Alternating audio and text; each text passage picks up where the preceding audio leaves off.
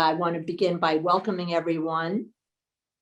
Wordgathering, a journal of disability, poetry, and literature, and the Office of Interdisciplinary Programs and Outreach at the Burton Blatt Institute at Syracuse University are delighted to welcome you tonight to a reading and discussion with our friend, the critically acclaimed writer, poet, and editor, and altogether wonderful human being, Ona Gritz.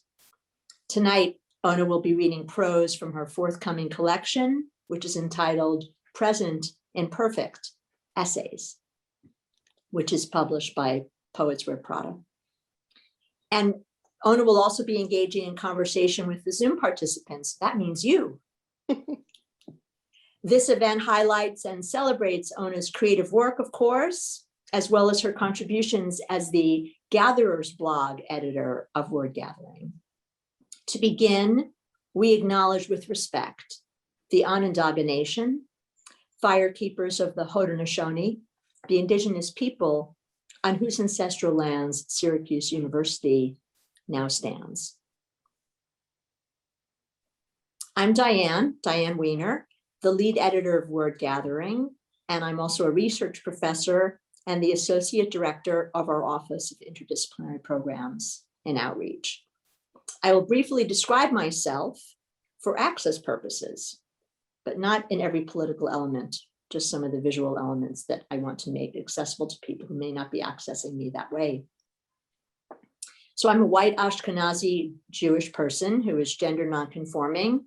I have short salt and pepper hair. I'm wearing green glasses and a blue short-sleeved button-down shirt. I'm seated in my dining room. I just lifted my left arm to demonstrate that I was wearing short sleeves. And I'm in upstate New York in front of a maroon wall with artwork. This event is free. It's open to the public. It includes live captioning, American Sign Language interpretation, and as I just demonstrated, image descriptions. I'll say more about Zoom accessibility in a few minutes. This event is being recorded. Once available, a captioned video will be posted publicly.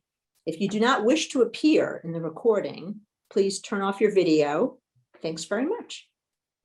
Many thanks to our American Sign Language interpreters from Empire Interpreting Service. Thanks also to our live captioner from Professional Reporting Services, that's plural, the first is not, as well as to Rachel Zubel-Ruggieri from the Office of Interdisciplinary Programs and Outreach. And thanks deeply to Kyle James Davis from the Syracuse University College of Law's IT Services, who is the wizard behind the scenes, making the Zoomage seamless tonight.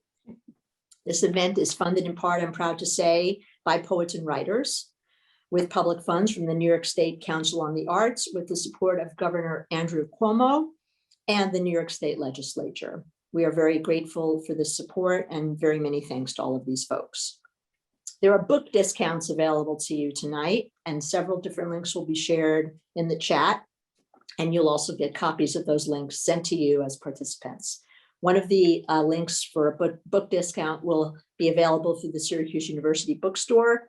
And you can also go to the calendar entry for this event. And Kyle is putting some of that information in the chat right now. I want to thank my friend and colleague, Karen Spencer, for her always spirited collaboration, assistance, and engagement as a representative of the Syracuse University, store, and specific the bookstore. Some Zoom accessibility features. How's my pacing? Everything okay here so far, Ona? Volume all right? Everything's good. Right on. We ask that everyone kindly mute the mics during the reading portion of the event.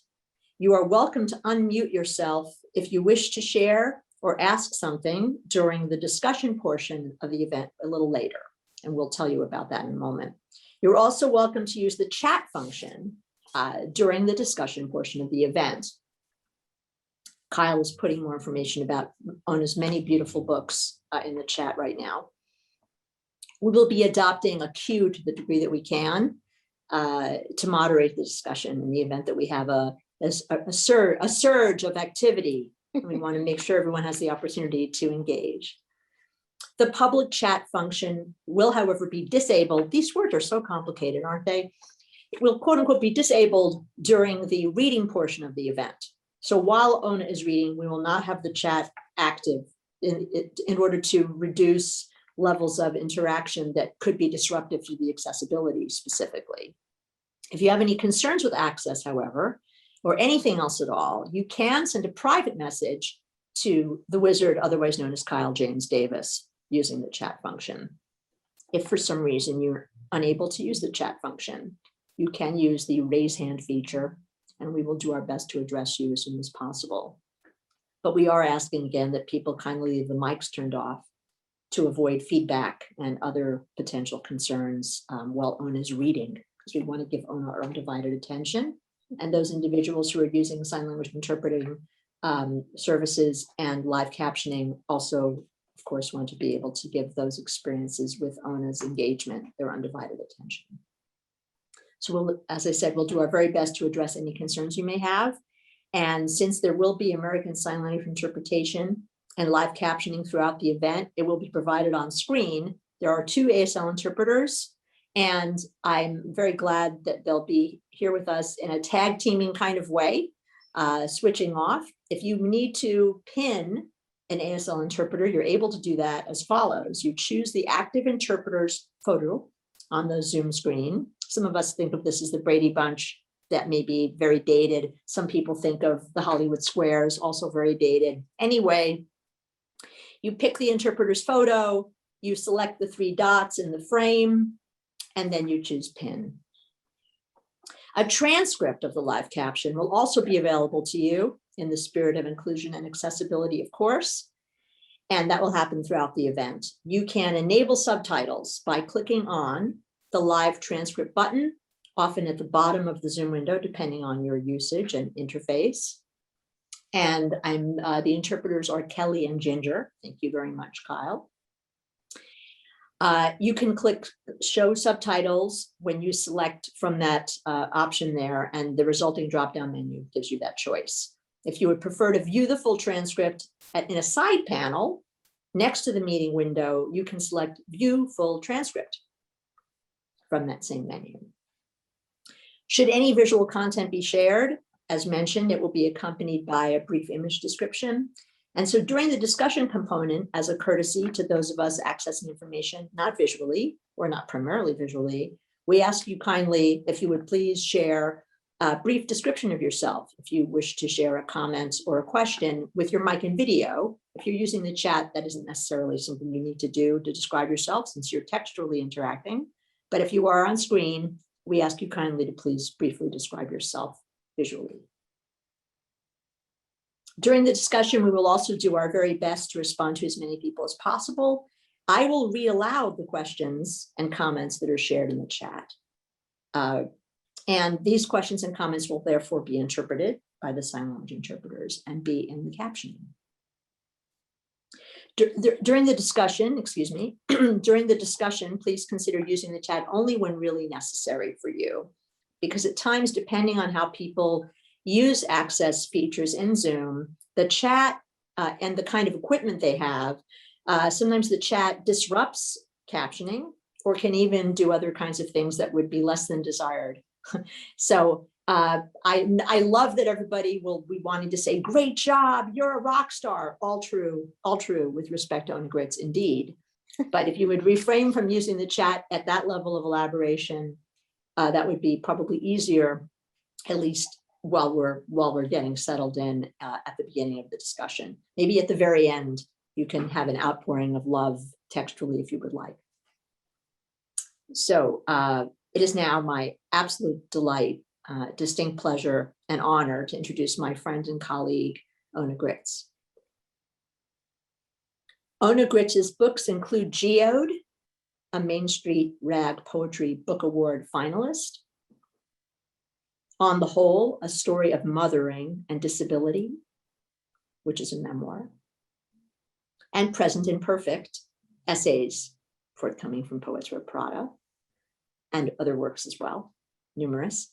Her writing has appeared in the New York Times, Ploughshares, Bellevue Literary Review, River Teeth, Brevity, and elsewhere.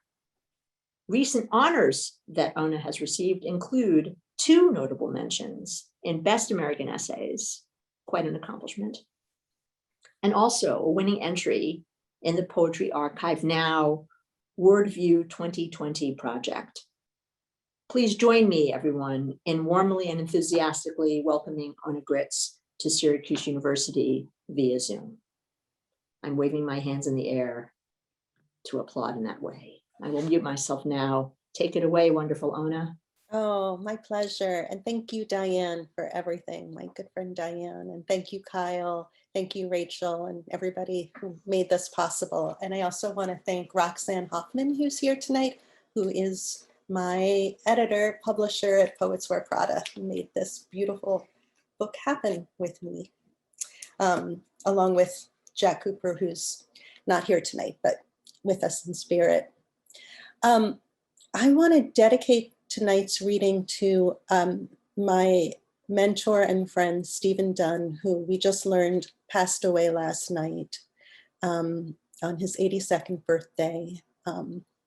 It wasn't unexpected, except it's always unexpected.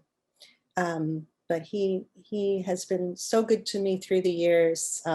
It's through my love of his poetry that I actually met my husband. So that's one of many stories and of this storied relationship. So I'm gonna start with a poem of Stephen's, and it's actually the first poem of his that I ever came across that led me to study with him and get to know him.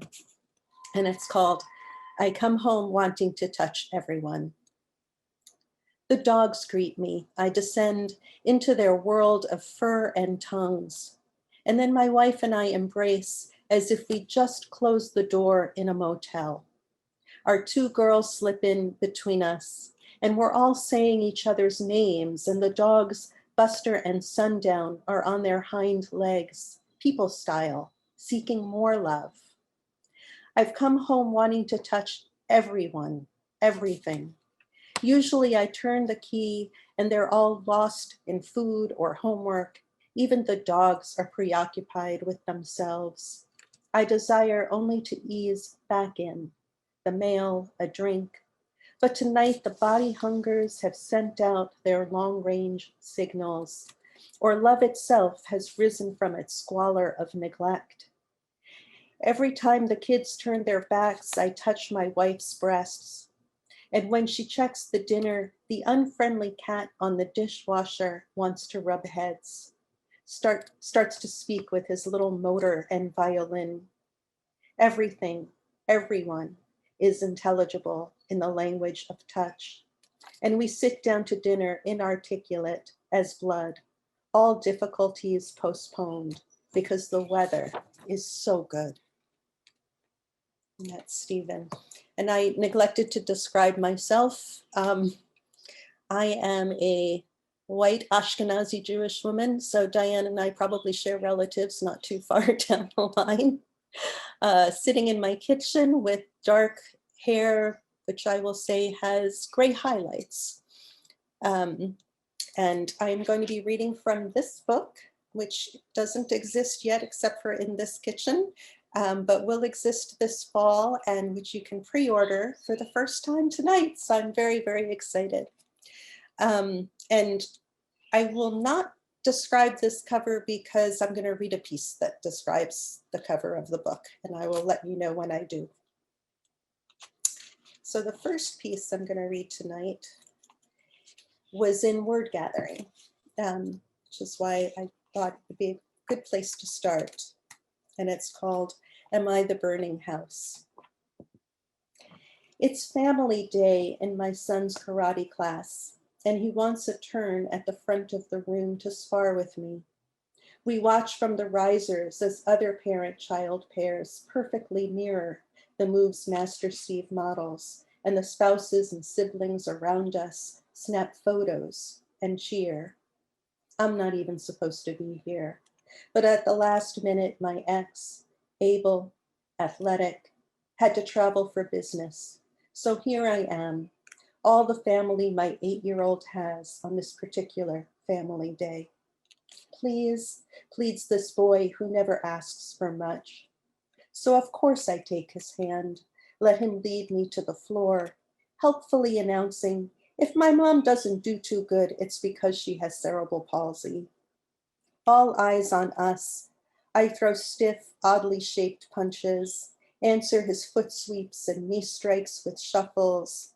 And though I tell myself no one gives a flying fuck if I can't do a roundhouse kick, I time travel to a school gym not unlike this one.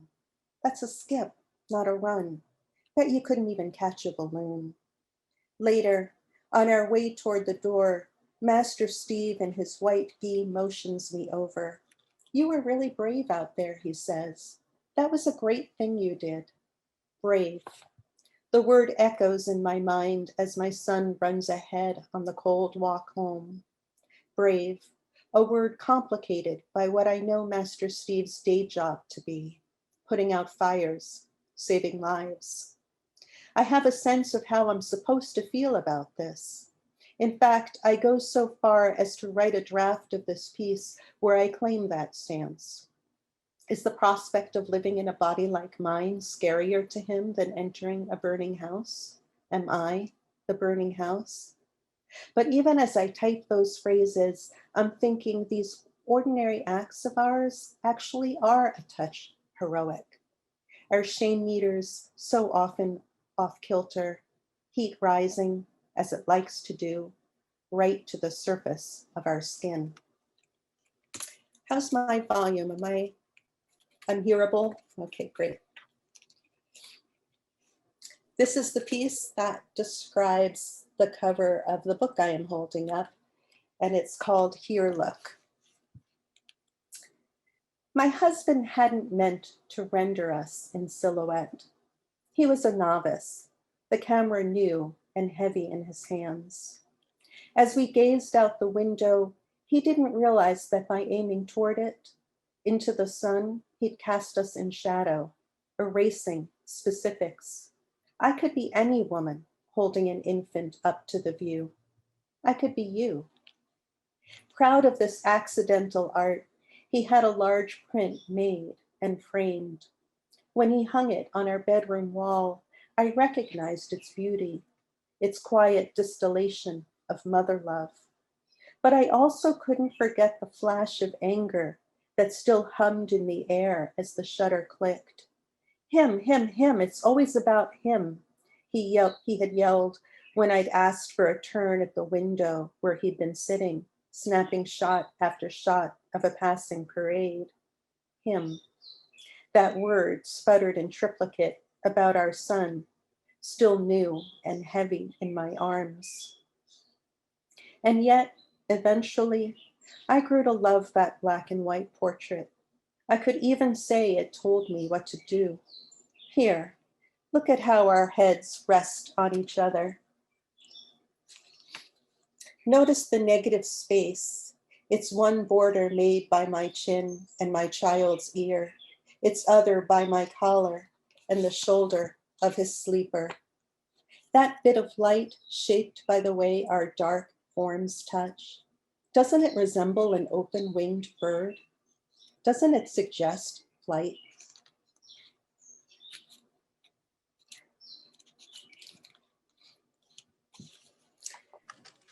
This next piece is, I guess it's my Me Too piece. I even make a point of embedding those two words into the essay, but I was just so moved by so many women and so many people opening up and sharing their stories and saying, we're not going to stop talking about this now.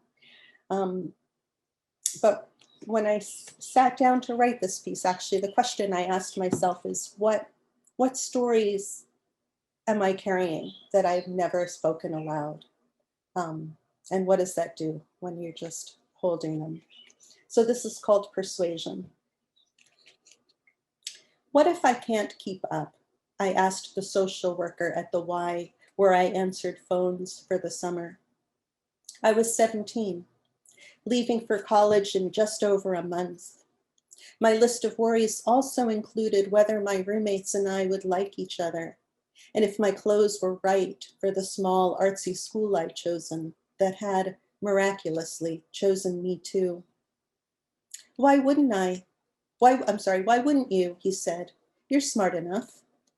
He was in his late 20s or maybe early 30s, but liked to sit on the edge of my desk as though he were a teenager as well. I'm kind of a procrastinator, I admitted, pulling Jane Austen's Persuasion from my backpack on the floor. All freshmen need to read this before school starts, and I haven't even opened it. Across the room, the sliding walls separating us from the gym stood partially open. Inside, a cache of boys played basketball, sneakers squeaking against the waxy floor. He took the book from my hand and flipped to the back. 192 pages. And today's what? We glanced at the blotter that doubled as a calendar and struck a deal. I'd read 20 pages a day, starting when I left work that evening, which meant I'd be done by the date he circled in ink. No missing a day or I'll take you over my knee and spank you. He said this, I assumed, the way the guys playing ball might say, miss this foul and you're a dead man. A joke lobbed at a friend to make a point. 20 pages a day. As it turned out, I liked Jane Austen. She was funny in a quiet, old-fashioned way. I stayed faithful until I didn't, skipping once to attend a party and again to watch a Monty Python movie on TV. On the circled date, I worked the evening shift. I kidded with the ball players, took messages when the phone rang, gave newcomers directions to the bathroom. The social worker stayed in the inner office, appearing just once to ask about my progress in persuasion. Almost done, I told him. I'll finish it this weekend. He drifted away until it was time to kick the basketball players out for the night. Next, he had to make sure all the lights were off in the upstairs classrooms. Come with me, he said. A first. Here is where I'm tempted to shift to third person, to make myself a character, to say, she let him take her by the hand and lead her upstairs. They walked in companionable silence down empty halls, where he leaned into open doorways to switch off the buzzing fluorescent lights. But of course it was I who paused at each of those rooms and waited as one by one he darkened them. He wouldn't really, I thought, as we entered the last classroom in the corridor, but he dropped my hand, pulled out a desk chair, and settled into it. Come here, he said, patting his knee, and it was I who complied. Afterward, we sat on the front steps, the glass doors of the Y locked behind us, the rough stone vivid beneath my stinging rear end. You understand why I did that, right? He asked. To teach me discipline, I muttered, to my feet in their scuffed sandals, to help me in school. Exactly. Still, it's best we don't tell anyone. Not everyone would get it. Here, I'd like to say I lifted my face and stared at him until he glanced away, and that doing so released me from the story where a man might hurt me for my own good. But in fact, I merely nodded. Deal? The social worker asked, just as he had when he'd marked the date on the calendar. Deal, I told the unforgiving ground. I'm going to read two more pieces. This is called Should I Feel Anything Yet? It was the 80s, but we wanted it to be the 60s. Those of us in divided Boulder who claimed Pearl Street, the mall, as opposed to the Hill, where the CU students fratted, or whatever they did besides look down on us through their Ray-Bans. They thought of us as out-of-touch hippies, which was fine since we thought of them as soulless. We, in the Jack Kerouac School of Disembodied Poetics, were writers. Better than that, we were poets. Of course, they couldn't understand our value and our depth. Few could. That summer, I was 19. At the start of the year, on January 11th, my wild runaway older sister, who'd finally settled down with a sweet bear of a guy, was killed, along with him and their 1-year-old son. But I didn't want to think about that, the latest and last of Angie's countless departures that broke my heart. I wanted to write stunning poems and make my friend David, a classical guitarist with green basset hound eyes, fall in love with me. He looks like Picasso's blueprint period guitarist, I told my good friend Kate, pleased with the artsy reference, but also believing my words. David defined lanky. When he played Bach, he leaned with his ear tilted toward the curved wood of his Yamaha like it was whispering secrets. It's an old man in that painting, Kate pointed out. It's called The Old Guitarist. She was worldlier than I, better read, a year older than my older sister, who was now trapped at 25. Kate thought of me, I knew, as boy crazy, which wasn't exactly true. It was more that the hope of being loved, like any hope, kept me from fading. We had another friend named Dave that summer. Actually, there were several, but this particular Dave, bearded, burly, resembled my dead brother-in-law enough that my eyes slid away from his face whenever he stopped me on my window shopping, jotting in my notebook strolls down Pearl Street. You know, it would be great for your poetry, he said one time, holding squares of blotter acid in his palm. Great for my poetry, how? With spit and breath, Dave made the sound of an explosion. It will expand your mind, open you right up. I, a girl who'd guiltily smoked pot twice in high school, stared at the tabs, considering. No way my angel of a sister is gonna do that, Angie would have said, mouth twisting into a wry smile. She who did it all, heroin, meth, but that was before marriage, motherhood, being murdered. Now that she was the angel of the family, who should I be? How much, I asked, pulling crumpled bills from my fringed shoulder bag. The acid looked like nothing, like lost bits of confetti. It would be good for my writing. Days later, Kate and I sat by the creek in our wraparound Indian print skirts and swallowed the tabs with swigs of water from a suede-covered canteen. I thought of the button candy I ate in childhood, scraping the sugary dots off the paper backing with my teeth. This made me think of wax lips, candy cigarettes, the real 60s. Angie, who was still Andra then, singing yummy, yummy, yummy in my ear and calling me baby. Kate was my one friend here who knew. Still, I felt an urge to say aloud, she's dead, they're dead. Even my nephew with his wet grin and chubby baby legs. Would hearing it make it finally seem true? Should I feel anything yet? I asked instead, then saw my watch begin to spin. A boy we knew from a class called Poetry in Daily Life, another Dave, came across the footbridge. I waved and my arm rippled like creek water. Hey kids, he said, licking a Dairy Queen cone. Rainbows flowed from his mouth. Amazing ice cream, I drawled, a record on too slow a speed. Kate's laugh echoed canyon-like around us. I watched maybe Dave's word rainbows for a while. Then he and Kate swapped heads. That's when I wanted my mind back, felt fear carbonating in my knees. When you play, you pay, Angie used to say. She used to say a lot of things. Cut it out, I said now, about the head switching. It's what I'd shriek when my sister Tickle attacked. I'm just playing with you, baby. Again, I gazed at my swirling watch, unable to read it, unable to make time move in either direction. And I'll read one last piece. This is called Love Eventually.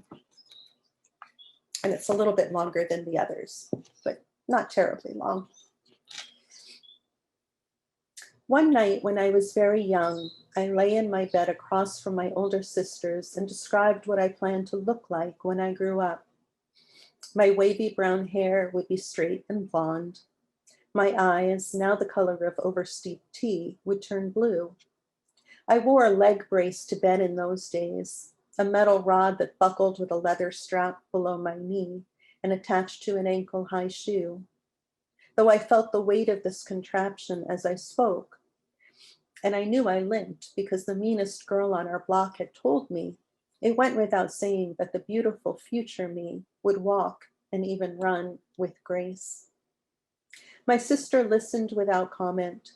She taught me to put pajama bottoms on my head so when we danced like go-go girls, it felt like we had long swingy hair, and to dress our Barbies with their shapely symmetrical legs in fashionable outfits for their dates with G.I. Joe and Ken.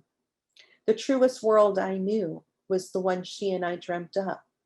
It made perfect sense to me that who we'd get to be in the mystical world of adulthood was completely up to us. I have a form of cerebral palsy known as right hemiplegia, which essentially means only half my body is affected. My right limbs are tight, the muscles underdeveloped, and the fingers of that hand lack the dexterity and fine motor skills of those on my left. Years ago, I read an article about a rather new age method for working with hemiplegic children. It suggested that while left hemiplegics respond well to straightforward instruction, raise your arm as best you can, right hemiplegics do better with more poetic descriptions.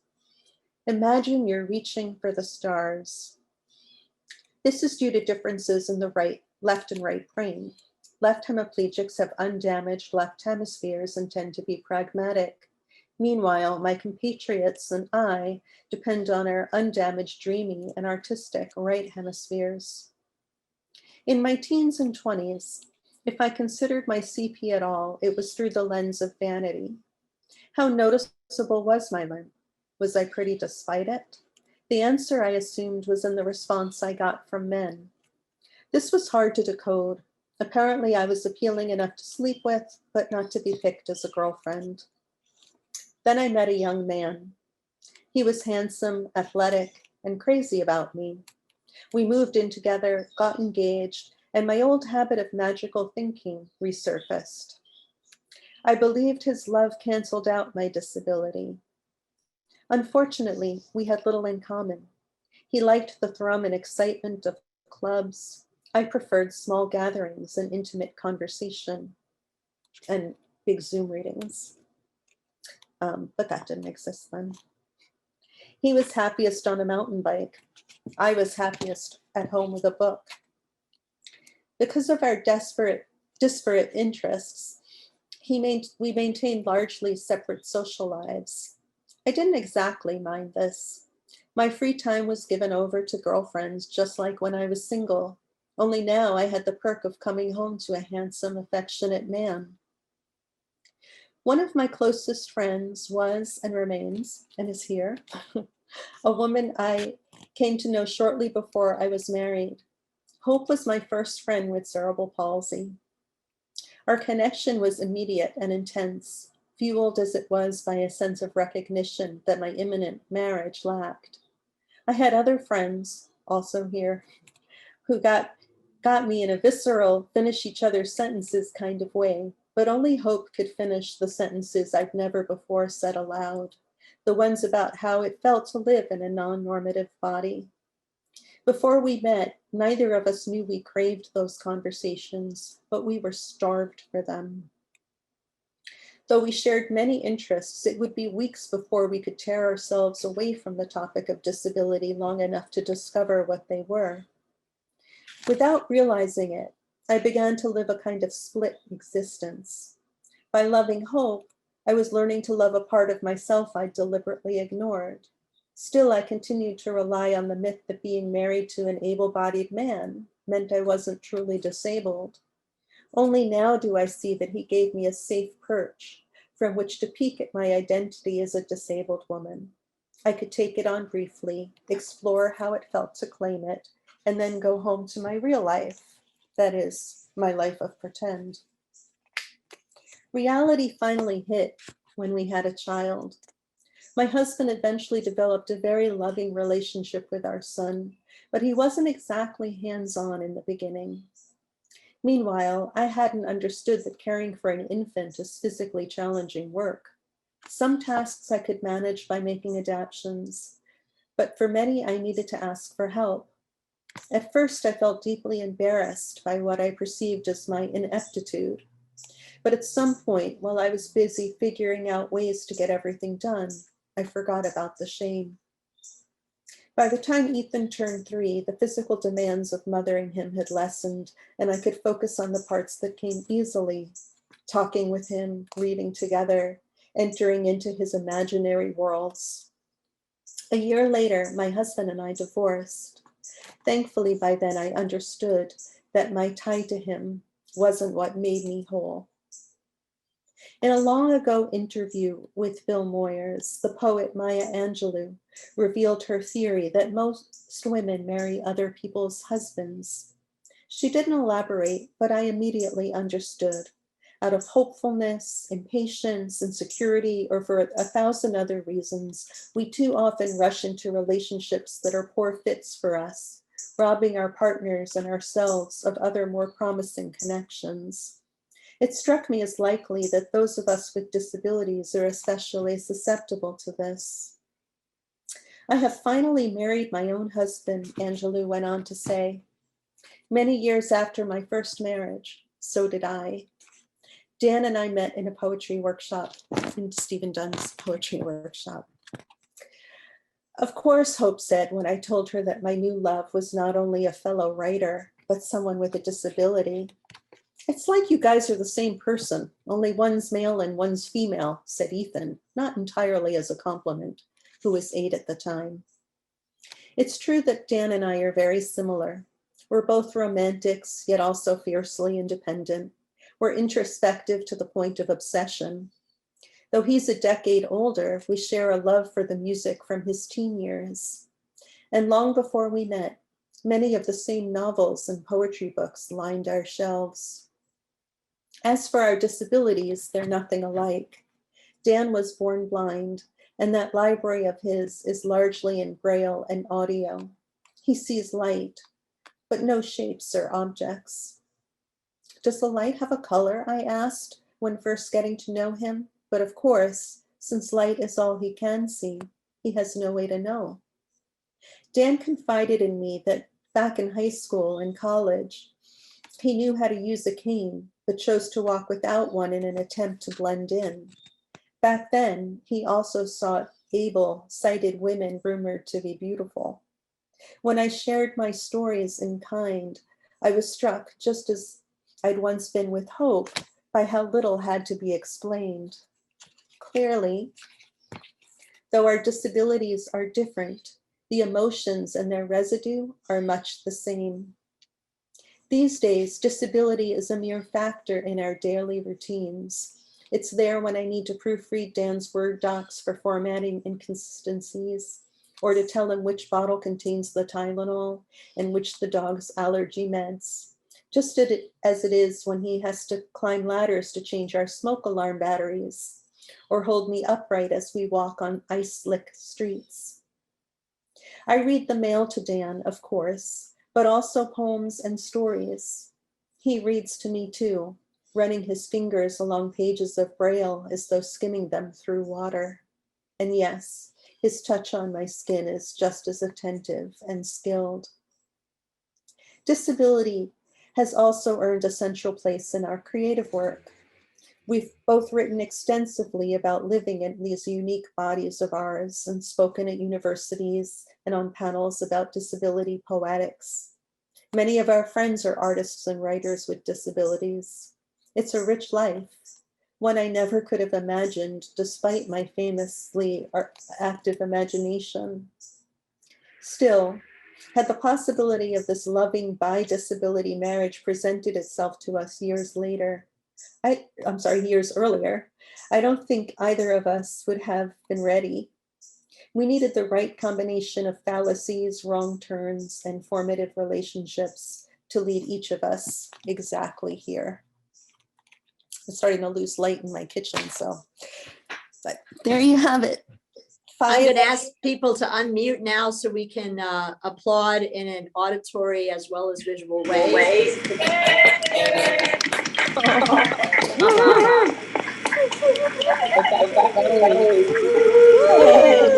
And now if you do it again.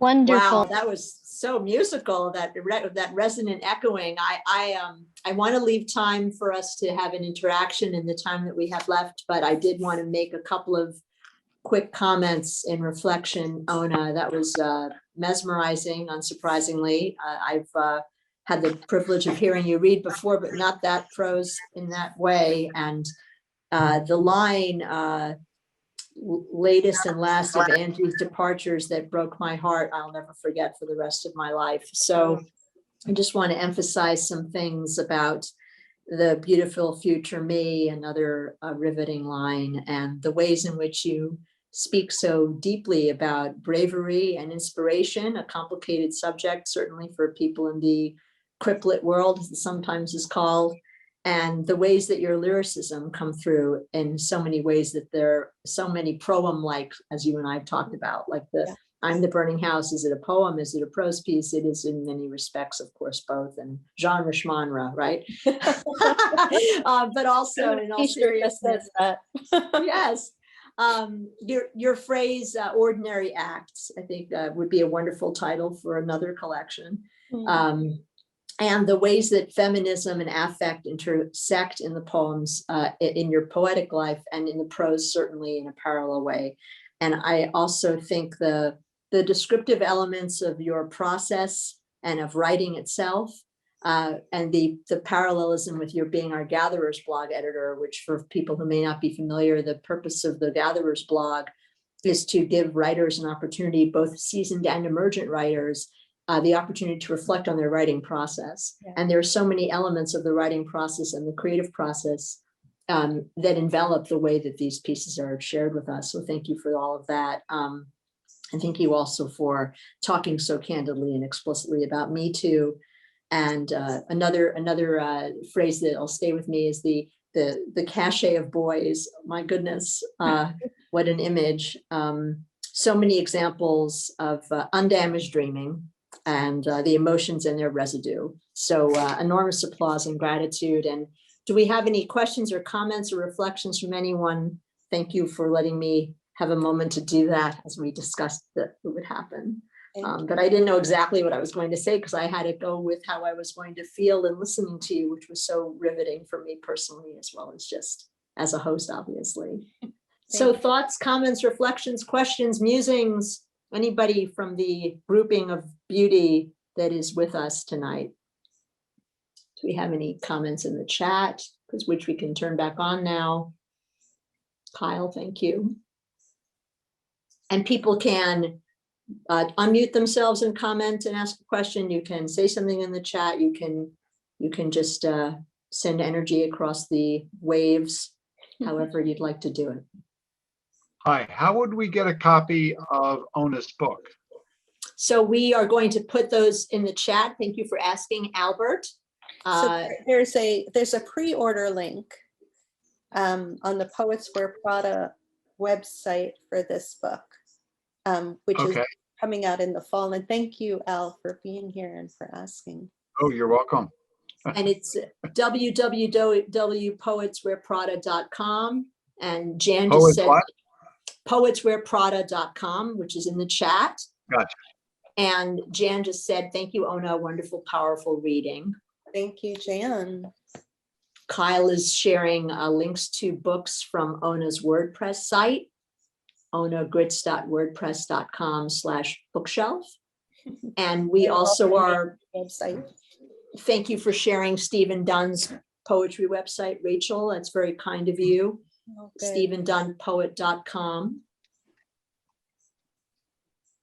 Ona, my head, my heart, my soul are so full with what you've shared. I'm And that's odd for me. I'm speechless.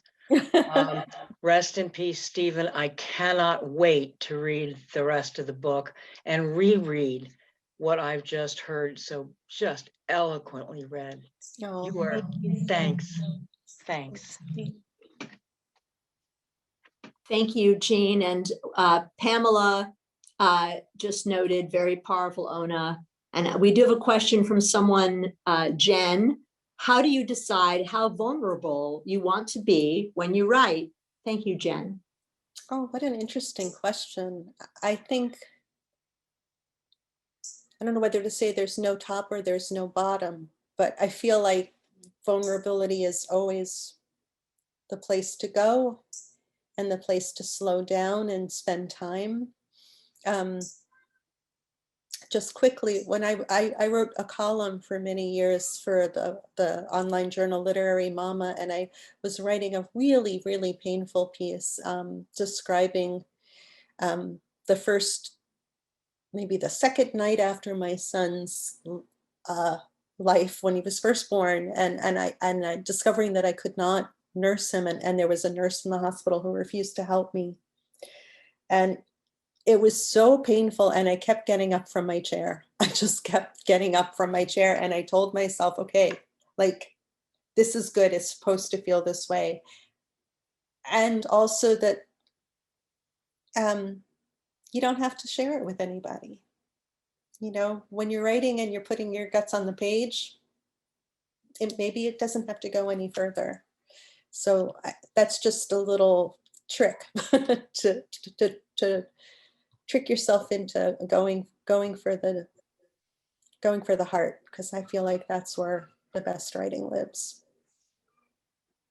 Well, this is another example of what a stellar teacher you are as well. And Jen said, thank you. And we have a comment here also from Catherine, who said, beautiful, evocative work. Thank you, Ona. And there's also a question from Sandy, or a comment. The way you can take the ordinary and make it magic is such a special talent and a gift, Ona. Yeah. Thank you, Ona. People keep accidentally messaging me directly, but I did read that out loud.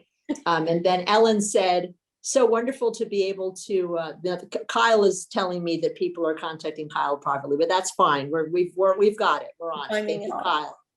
You're wonderful, Kyle. Thank you. And then Ellen noted, so wonderful to be able to hold you, your perceptions and passions, and your bold, tender expressiveness in my mind. I look forward to holding the book in my hands as well. Oh, and thank you, Ellen.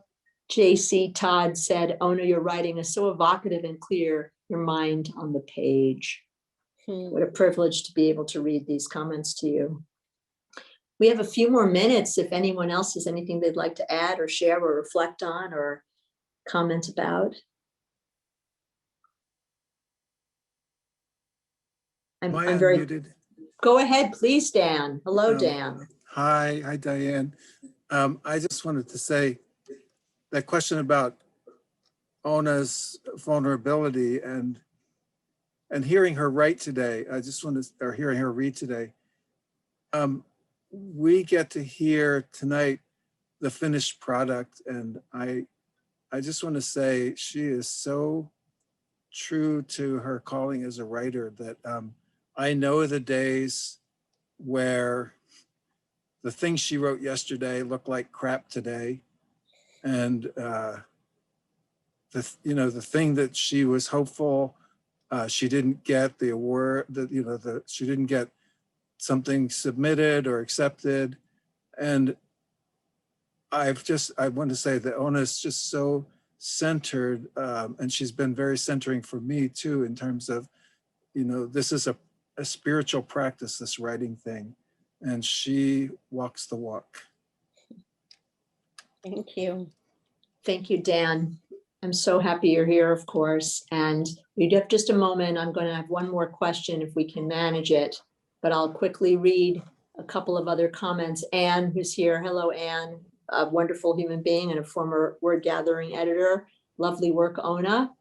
And Casey said, Ona, beautiful, beautiful, moving work. I love those pieces, and it was a thrill to hear you read them. I can't wait for your book. Congratulations. And Dean Seaman, David Seaman from the Syracuse University Library said, bravo to you, Ona, and to me. Thank you, David, for this moving event. A wonderful way to end the week. And so good to see people from all over the country joining us at SU. And Martha said, so delighted and privileged to be here. And I cannot wait to share Ona's work with my students. Thank you. Thank you. So I don't know if I'm going to try to give you a second to see if you can reflect on this very big question, which may not be realistic, but at least we'll get it out there and we can follow up potentially. Carol asked, how do you decide what is prose and what is fiction? Thank you for all your comments, everyone. What is prose and what is fiction, or prose and... That's what Carol asked. How do you decide what is prose and what is fiction? Well, this is all nonfiction, so it's all written from life. And I'm wondering if the question is really, how do you decide what is prose and what is poetry? And